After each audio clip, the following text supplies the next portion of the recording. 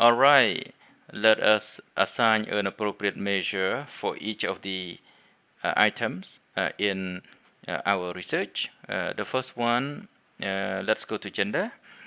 Uh, it is obvious that the unit of measurement we employ to measure gender in this study gonna be nominal.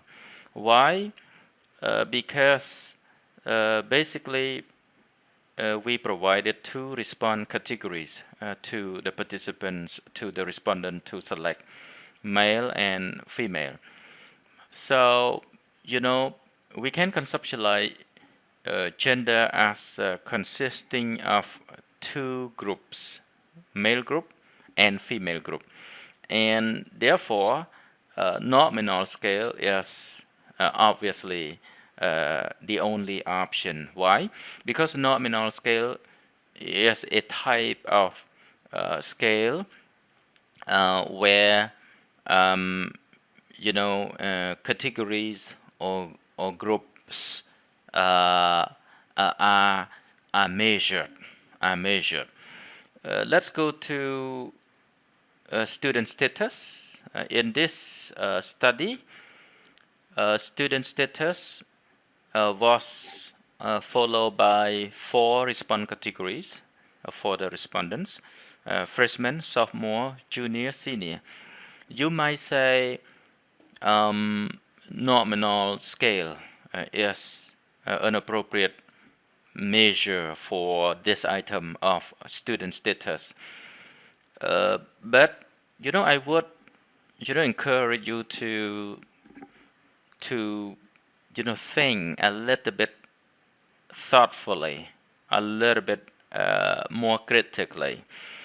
For me, yes, student status seem to be split into 4 groups: a freshman group, sophomore group, junior group, and senior group.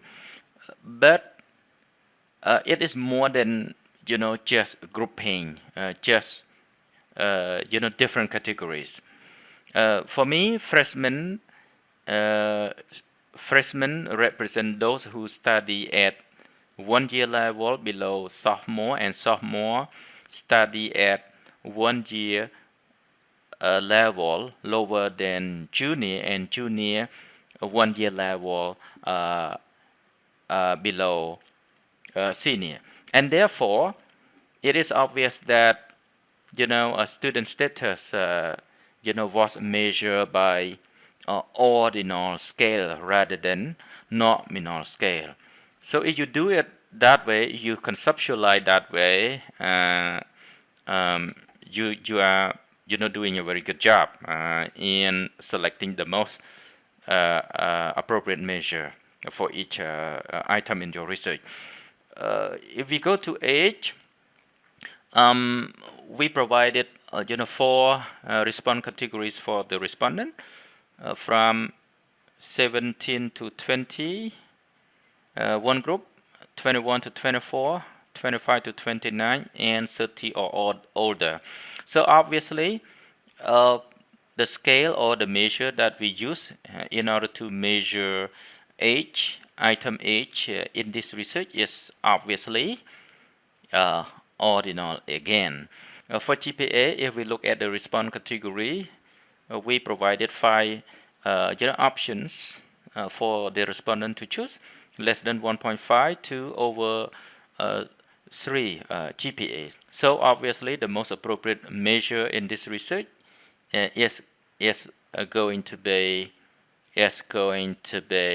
ordinal again. Time devoted to reading during vacation is obviously, it, right? Is obviously measured by ordinal scale also. Time devoted to reading while still taking courses is obviously ordinal also.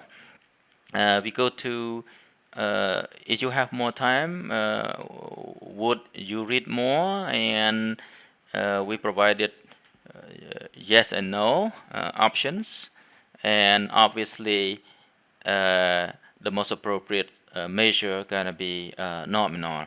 Now we go to the how often do you read newspaper, magazine, comic book, portrait, letters, email, internet, novel, and non-fiction?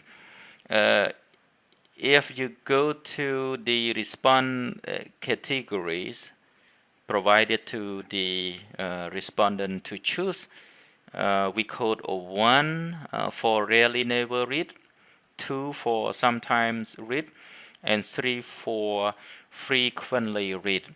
So, I hope you still, remember that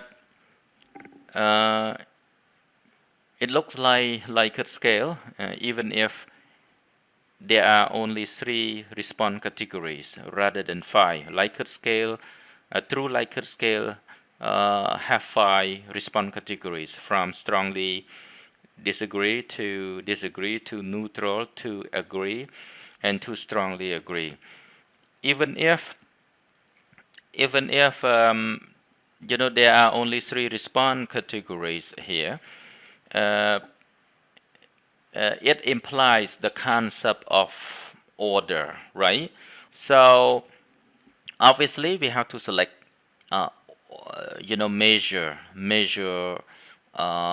order measure for each of the item here, simply because the nature of the response category imply the concept of more or less or more, less frequently or more frequently, of enjoying each of the reading material by the respondents.